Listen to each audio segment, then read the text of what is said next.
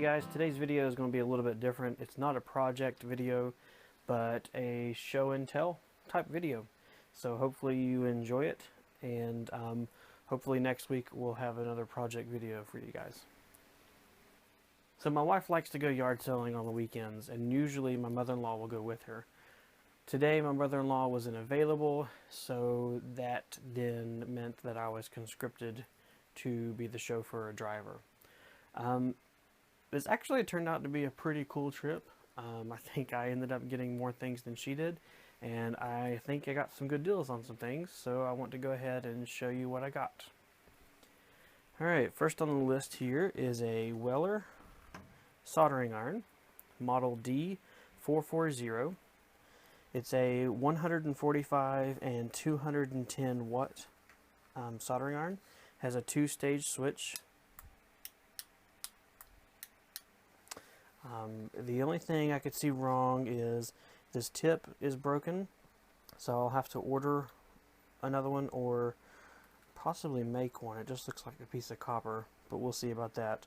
And then the handle is broken here. Now when I got this was taped up with electrical tape, so I figured that the cord was probably broken or frayed, or it had some kind of a patch job done to it. But it looks to be in perfect condition. It's still in its original clamping mechanism with the handle. So I guess they taped it up to, if you can see that, yeah, because of the sharp point. I don't know. Either way, it works fine, and it looks like it does still work. So the big question is, how much did I get this for? $1. Next item that I picked up was this pretty cool looking horseshoe. This one came from an estate sale. You could tell that it was an old person's home who probably passed away, and whoever bought the home was just selling the items inside. I got this for 50 cents, and who couldn't use a little bit of good luck? The next thing I picked up was a pair of vice grips. Now these look to be old.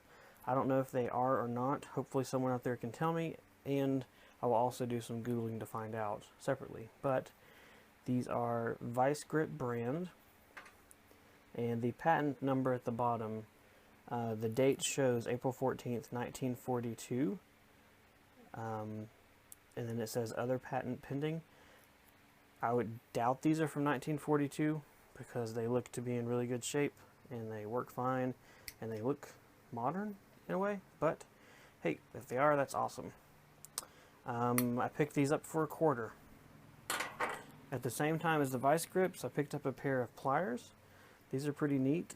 They're also old.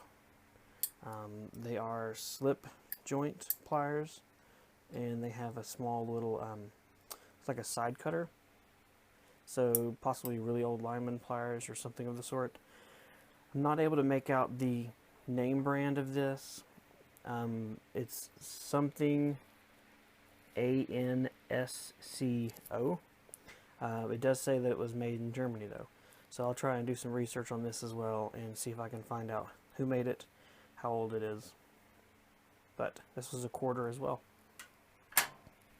Now from the same estate sale, we picked up an old flashlight. This looks in really good condition, hardly ever used. So at first glance I thought it was modern. I didn't think it was an old one. But when I looked closer, first of all, the first dead giveaway is right here. I don't know if you can see that, but it says Made in USA. So, dead giveaway, it's not that new. And when I opened up the case, this is a glass lens, and the bulb mechanism and everything appears to be old. And inside, I don't think that'll focus, but it's pretty apparent this does have some age on it. I don't know if it's worth anything. I don't really care. I thought it was a cool flashlight. I liked it. I wanted it, and they originally said 25 cents. But after buying the pliers and asking them again how much it was for the total, they said, never mind, we'll just give you the flashlight for free. So Can't beat it. The bulb is burnt out, so I'll find another one to replace it and hopefully have an awesome little flashlight. Alright, moving on to the last bit. Second to last bit from the yard sellage. At another yard sale, I picked up 3 auger bits. I have a couple of hand braces. I don't use them a lot because I don't have many bits, but now I have 3 more, so hopefully I'll start using them some. First one here is a Craftsman, and I got a kick out of this. It's an 8/16, not a ½ inch, 8/16. It came with the little plastic screw-on cap, which is really cool, and it looks to be in good condition and pretty sharp, considering it was sitting in the back of a dusty old basement. So, got an 8/16 Craftsman. This one is an Irwin bit brand. I could not find the size on it, and I don't think my camera will focus on, possibly.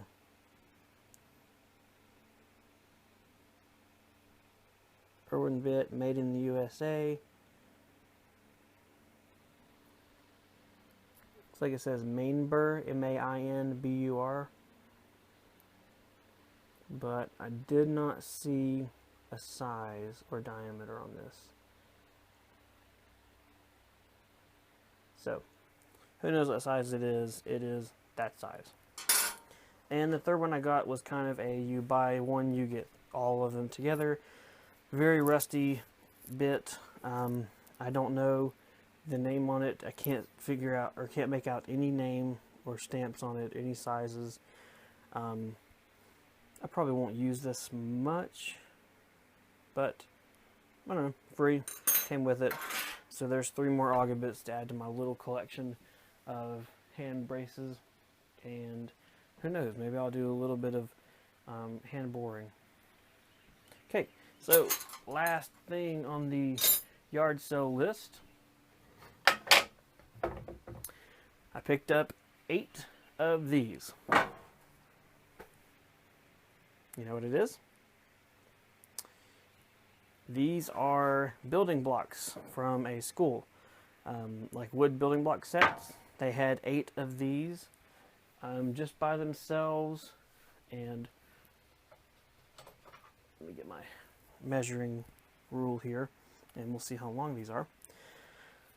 But yeah, they had these by themselves in the corner, and I asked them how much they wanted for them, and the lady said, I don't know, how about $1/4 a piece. So, measuring the length, they are right under 22 inches in length. Width-wise, they are right at 3 inches. And thickness, they are 1.25 inches. So, the main reason I got these is because these are maple.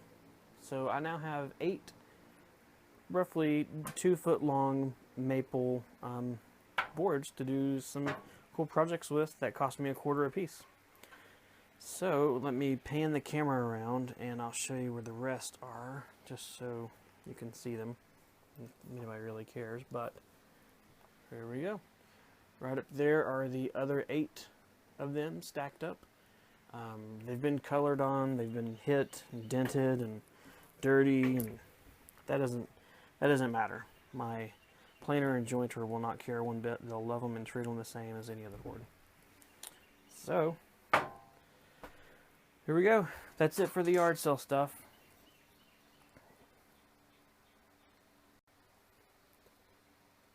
Let me see what else we can get into with our shop talk here. Oh, let's see. I don't know if anyone will question, but I'll talk about it anyway. This measuring rule that I just used. This I actually found at another yard sale, I believe, and they wanted $1/4 for it. And I loved how it was wooden, and it just folded it together. It says UPSON number 61, and I love that it folds 2 different ways. You can fold it out this way, You can choose to fold one of them. And then it also folds out this way. There's a small little pin here that keeps it in line for folding. It is in inches, and it goes up to 24 inches in length. The joinery and the craftsmanship of this was just really cool to find. You just don't see these kind of things. You don't see these kind of things anymore. Definitely not new in a store or anything like that. I just thought it was really cool. Like, check out how they wrote the number 7. And then the 2s and 3s. Those are also really cool. I believe these are probably brass hinges and brass caps.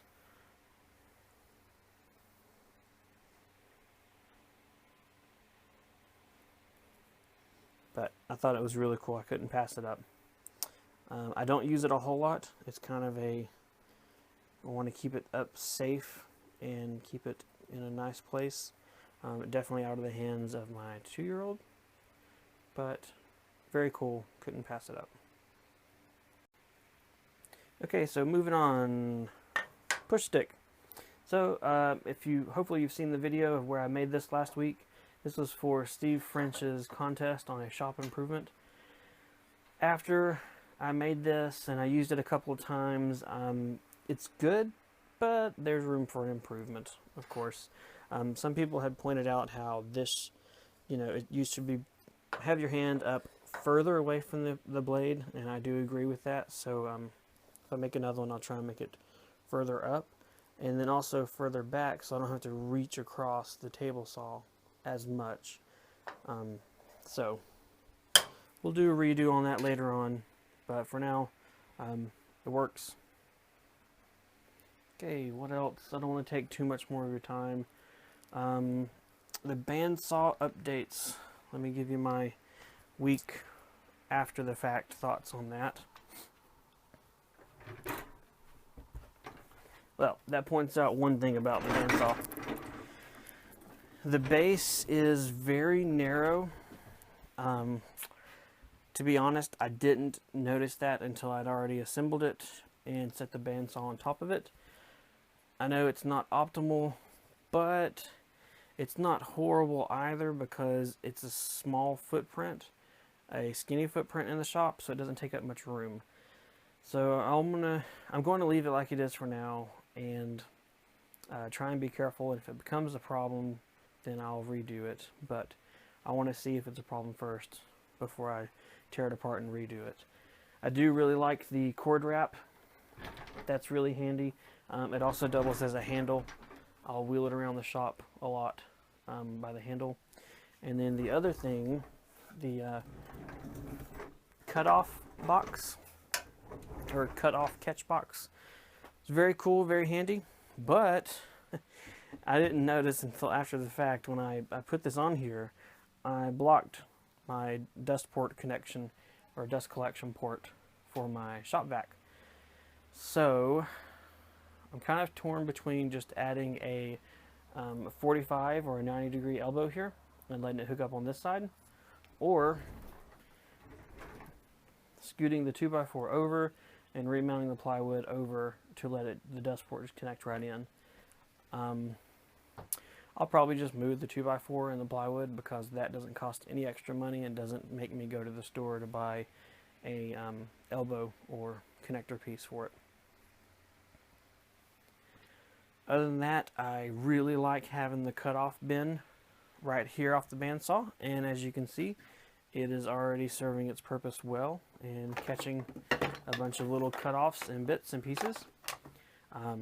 Probably scrap to be tossed, but it's actually also pretty cool to have these close by in case I want to dig through it. If I'm looking for small pieces for, say, a spline miter joint, or maybe dovetail keys, I think that's what they're called, or bow ties, something like that. Who knows?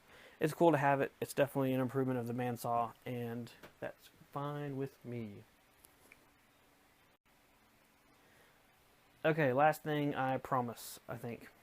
Over here, we have, or I have, some oak pre-finished hardwood flooring that I got from my older brother when he was moving out of his house. I shot a video one day talking about what my idea was to do with this, and I'll probably go ahead and post it now, since I'm talking about it now. Obviously, I've not gotten around to doing that project yet, but I still would really like to do that. For those of you who don't want to jump over to watch that other video, it's just me talking. I want to take this flooring, which was from my brother's old house that he just sold, and I wanted to take it and make a shaker style coat rack with drawers, similar to what Steve Ramsey had posted a year or two ago. I wanted to take that and make it into that for them to be a housewarming present for the home that they are moving into. I thought it would be pretty cool to take something that was from their old house, one that they had built and their children had grown up in a little bit, and turn it into a gift and usable piece of furniture for their new house that they are in now. So hopefully I can get around to it. In preparation of doing that project, I did take several strips and I glued them together. So these are now, in my mind, one solid piece to work with. So this is a 4-strip wide.